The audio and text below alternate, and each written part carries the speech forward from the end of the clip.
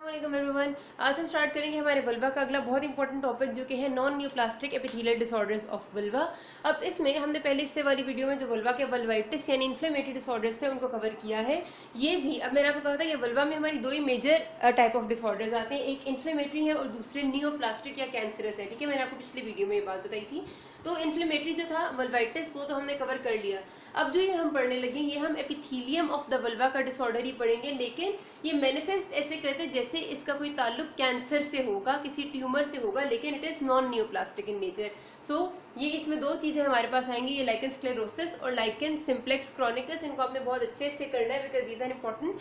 ये आपके एससीक्यू में तो एक दफा, लेकिन एमसीक्यूज में अक्सर आते हैं और नाम जरा इनके फैंसी से है ना, तो फैंसी नामों वाली चीजें वाइवा में भी अक्सर पूछ ली जाती हैं। है भी बहुत छोटे से, इनका कोई ऐसी मुश्किल बात नहीं, सिर्फ ये कि जब बुक में पढ़ते हैं ना तो इसमें काफी ऐसे लगता है एकदम से कि यार पता नहीं क्या लिखा हुआ है, क्योंकि ज़ाहिर है वो स्किन की एपिथेलियम की बातें वो पुरानी हो चुकी होती है, हमारे जहन में नहीं होती। तो आपने बिल्कुल भी इसके बारे में नहीं सोचना, they are tough, they are quite easy. ठीक है, तो इनको आपने करना अच्छे से। सबसे पहले हमारे पास जो डिसऑर्डर है, नाम से पता चल रहा है कि they are non neoplastic, cancer नहीं इनसे होता, कैंसर कॉजिंग नहीं है। एपिथेलियम यानी एपिथेलियम का डिसऑर्डर ऑफ द वल्वा। अब वल्वा में हमने बात की थी लेबियम मेजोरा और लेबियम माइनोरा है, हर चीज को एपिथेलियम ने ऊपर से लाइन किया हुआ है, तो उसका जो डिसऑर्डर है वो हम पढ़ेंगे। पहला है लाइकन स्क्लेरोसिस। ये पढ़ने से पहले मैं आपको जरा सा याद करा दूं, जो हमने स्किन पढ़ी थी एक दफा और स्किन की हिस्टोलॉजी पढ़ी थी, तो हमने कहा था कि हिस्टोलॉजिकली देखा जाए तो जो एपिथेलियम है ऑफ द स्किन उसकी 5 लेयर्स होती है। ठीक है, उसमें हमने 5 लेयर्स में यूं बेस से लेकर ऊपर तक जब हम जाते थे तो हम कहते थे स्ट्रेटम बेसेल, फिर हमारे पास स्ट्रेटम स्पाइनोजम, फिर स्ट्रेटम ग्रेनुलोजम, फिर स्ट्रेटम ल्यूसिडम और स्ट्रेटम कॉर्नियम। 5 लेयर्स हमने ये अपनी पढ़ी थी जब हमने कभी स्किन की हिस्टोलॉजी आपने पढ़ी होगी फर्स्ट सेकेंड ईयर में, तब की बात है। ठीक है, अब हमारे पास ये रिवाइज कराने का मकसद ये था कि ये जो हमारा पूरा का पूरा एपिडर्मिस है, बेसिकली एपिथेलियम के बजाय मैं एपिडर्मिस कहूँ अगर स्किन का, तो ये उसकी 5 लेयर्स है, एपिडर्मिस ऑफ द स्किन की। ठीक है, stratum basale, spinosum, granulosum, lucidum and corneum. तो इनमें से अभी जो हमारा कंसर्न है वो ये है कि आपको पता है जो स्ट्रेटम ग्रेनुलोजम लेयर होती है ना, इसका नाम क्या है, ग्रेनुलोजम। ठीक है, अब ग्रेनुलर चीज जो होती है उसी से इसका नाम ग्रेनुलोजम आया हुआ होगा, मतलब ये कि इसमें कोई ग्रेनुलैरिटी प्रेजेंट होगी। तो बेसिकली स्पाइनोजम वाली यानी ये जो इससे नीचे वाली लेयर है, यहाँ से हमारे केराटिनोसाइट्स यानी जो केराटिन है, आपको पता है ना स्किन या एपिडर्मिस में केराटिन की डेपोजिशन होती है। ठीक है, केराटिन इज अ प्रोटीन। तो क्या होता है हमारे पास इस लेयर से केराटिन जो है वो इस लेयर में आके डिपॉजिट हो जाता है, यहाँ से केराटिनोसाइट्स आते हैं और हमारी जो केराटिनोसाइट्स हैं they are keratin producing cells, तो वो हमारी ग्रेनुलोजम वाली लेयर में केराटिन प्रोड्यूस करते हैं, जिसकी वजह से उसकी अपीयरेंस हो जाती है ग्रेनुलर, जिसकी वजह से उसका नाम ग्रेनुलोजम है। ठीक है, पहली बात तो आपने ये याद रखनी है, मतलब ये सारी रिवीजन थी, स्किन की एपिडर्मिस की बात है। और एपिडर्मिस के बाद स्किन में क्या होता है, डर्मिस होता है, ये वाला एरिया जो होता है हमारे पास डर्मिस होता है। और अब आपको याद हो अगर तो स्ट्रेटम बेसेल वाली लेयर ऐसे सिंपल सीधी नहीं थी, हमने जब हिस्टोलॉजी पढ़ी थी तो हमने पढ़ा था ऐसे करके यूं करके इन्वेजिनेशन सी होती है। ठीक है, लेयर में, क्योंकि एपिथेलियम के ऐसे करके इन्वेजिनेशन होती हैं जो एपिथेलियम के एपिडर्मिस की इन्वेजिनेशन होती हैं जो डर्मिस में जा रही होती है, जिन्हें हमने पेपिल्ला भी उस वक्त कहा था। ठीक है, तो बेसिकली अगर हम इन्हीं का दूसरा नाम देखें तो ये ऐसे रेटेपेग्स है, इनको कहते हैं। ठीक है, रेटेपेग्स कहते हैं। Rete pegs are basically the invaginations of epidermis into the dermal layer. Epidermis की लेयर यहाँ तक खत्म होगी, ये सारा एपिडर्मिस है। उसके बाद जो इन्वेजिनेशन जिसकी नीचे जा रही है वो डर्मिस में जा रही है, दे आर कॉल्ड एज रेटेपेग्स। रेटे का मतलब हमेशा नेट है, एक नेटवर्क है, तो एक नेटवर्क है जो नीचे आ रहा है। ठीक है, तो ये हमारी पुरानी बात थी जो मैंने आपको रिवाइज कराई है। अब ये मैंने इसलिए रिवाइज करी क्योंकि इसका ताल्लुक अभी हमारी इन डिजीजेस से, हमारी पैथोलॉजी से आएगा। ये आपने अपने जहन में बात रखनी है, और कोई बात ना समझ आए you can always ask me in the comment section, Facebook page पे या फिर ईमेल आईडी पे जो अवेलेबल है डिस्क्रिप्शन में। अच्छा, सो हमारे पास अब क्या हुआ, लाइकन स्क्लेरोसिस बेसिकली हमारी सिंपल सी वो कंडीशन है जिसका दूसरा नाम है एट्रोफिक स्किन। इसमें क्या होता है कि आपका जो रीजन है, ये लाइकन स्क्लेरोसिस सिर्फ और सिर्फ वल्वा पे नहीं होती, ये स्किन के किसी भी एरिया में पूरी बॉडी में कहीं भी हो सकती है, लेकिन मोस्टली ये पेरीएनल और एनल रीजन्स को या जेनिटल एरिया को ज़्यादा अफेक्ट करती है। ठीक है, इस डिजीज में होता यह है कि आपकी जो स्किन के सेल्स हैं ना उनकी डेथ होने लग जाती है। सेल डेथ की वजह से, ज़ाहिर आपको पता है एट्रोफी मतलब सेल डेथ है, मतलब सेल्स का ज़ाया होना। तो इस कंडीशन में हमारे जो स्किन के जो एपिडर्मिस है उसके सेल्स की डेथ होने की वजह से जो एपिथेलियम है, पहले अगर वो मतलब जो outer most layer of skin है अगर वो इतनी थिक होती थी तो वो इतनी होके रह जाती है because of the atrophy of the cells. ठीक है, पहला काम ये हो जाता है। दूसरा काम अभी जरा आपको दिखाए थे मैंने, ऐसे करके रेटे पेग्स बने हुए, जब क्योंकि सेल्स की एट्रोफी हो रही है तो ये रेटे पेग्स डिसअपेयर हो जाते हैं, बिल्कुल ऐसे स्ट्रेट कंडीशन हो जाती है, ठीक है। हमारे पास जो एपिडर्मिस है उसमें सेल डेथ हो रही है, सेल्स की एट्रोफी हो रही है, सेल्स ज़ाया हो रहे हैं, तो हमारे पास पहली बात तो ये कि उसकी थिनिंग हो जाएगी, ठीक है, एपिडर्मिस की जो हमारी सबसे बाहर वाली लेयर थी। उसके बाद हमारे पास जो ये रेटे पेग्स थे ये डिसअपेयर हो जाते हैं, ठीक है। और फिर जो हमारे पास बचता है वो क्या बचता है कि पतला सा थिन एरिया, ठीक है। अब पहले जो है वो एरिया जो इतना सारा थिक था, मैंने भी आपको बना के दिखाया है, अब ये भी सारा गायब हो गया, अब इतना थिन सा एरिया बच गया। उस थिन से एरिया में सेल्स की भी कमी है क्योंकि ज़ाहिर सेल्स की तो डेथ होगी, तो this is characterised as a cellular homogenised zone. Homogenised का क्या मतलब है कि सारा अब एक जैसा हो गया। पहले इसमें कुछ हमारे रेटे पेग्स थे, तो कुछ जो है वो एपिडर्मिस था, कुछ डर्मिस था। जाहिर है ये एपिडर्मिस है तो ये बाकी एरिया तो डर्मिस का है ना रेटे पेग्स में। अब ये सब गायब हो गया और सारा बगैर सेल्स के एक जैसा एरिया बन गया, ए सेलुलर होमोजेनाइज्ड एरिया बन गया, ठीक है। और साथ ही साथ उसमें हमारे पास जो इन्फ्लेमेटरी सेल्स है वो भी प्रेजेंट नजर आते हैं। तो इन शॉर्ट अगर इस सबको समराइज करें तो हमारे पास जो लाइकन स्क्लेरोसिस है it is a type of simple, देखा जाए तो एट्रोफी हो रही है सेल्स की, और जो बाकी सब कुछ आ रहा है वो सेल डेथ की वजह से जो चेंजेस आते हैं वो आ रहे हैं, जिसमें हमने कहा है कि थिनिंग होगी एपिडर्मिस की, एपिडर्मिस पतला हो गया, रेटिपेग्स गायब हो गए और सारा जोन ए सेलुलर बन गया और इन्फ्लेमेटरी सेल्स वहां पर आ गए।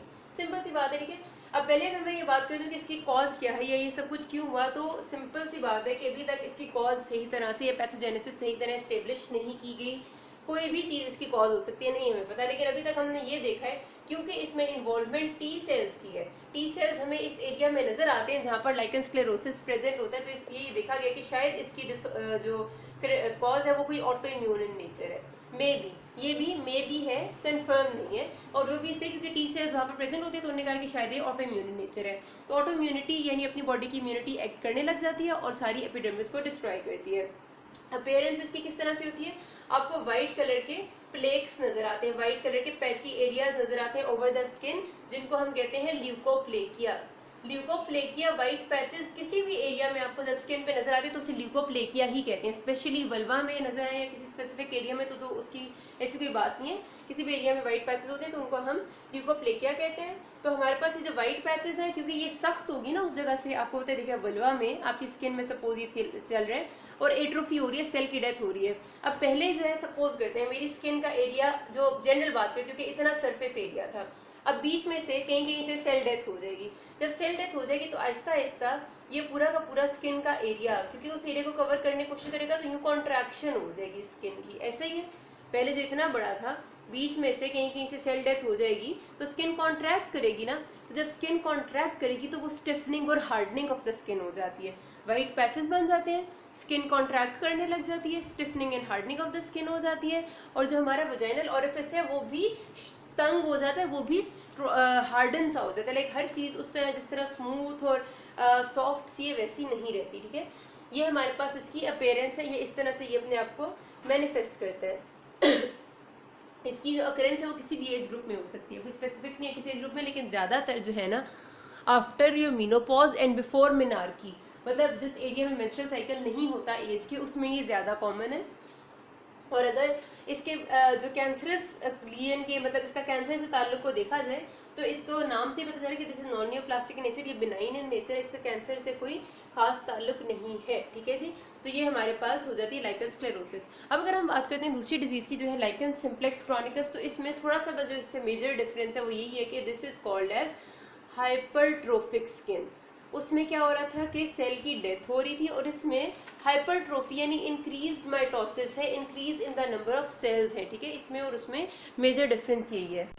अब ये हाइपरट्रोफी बिला वजह तो शुरू नहीं होगी, कोई ना कोई तो इसकी वजह बनी होगी। तो जो इसकी हमने देखा गया है कि जो इसकी कॉज प्रोबेबल कॉज बताई जाती है वो ये है कि हमारे पास सपोज करते हैं कि वल्वा के एरिया में ही, लेबिया मेजोरा माइनोरा के एरिया में कोई हमें सिंपल इन्फ्लेमेटरी कंडीशन थी, कोई क्रॉनिक इन्फ्लेमेटरी कंडीशन थी, ठीक है। क्रॉनिक इन्फ्लेमेशन जब होती है किसी एरिया की तो वहाँ पर मुसलसल इन्फ्लेमेटरी सेल्स प्रेजेंट रहते हैं। इन्फ्लेमेटरी सेल्स का काम है मुसलसल उस जगह पे स्वेलिंग, डीमा, रेडनेस, यही हमने पढ़ा था ना कि इन्फ्लेमेशन है। तो जब एक जगह में मुसलसल इन्फ्लेमेटरी सेल्स प्रेजेंट है जो उस जगह में एडिमा कर रहे हैं और उस जगह को बार बार स्टिमुलेट कर रहे हैं टू एक्ट, मतलब जाहिर सी बात है उस एरिया को प्रोवोक कर रहे हैं ना, तो वहाँ के सेल्स उन इन्फ्लेमेटरी सेल्स का मुकाबला करने के लिए खुद की माइटोसिस स्टार्ट कर देते हैं, खुद के नंबर को इंक्रीज करना शुरू कर देते हैं।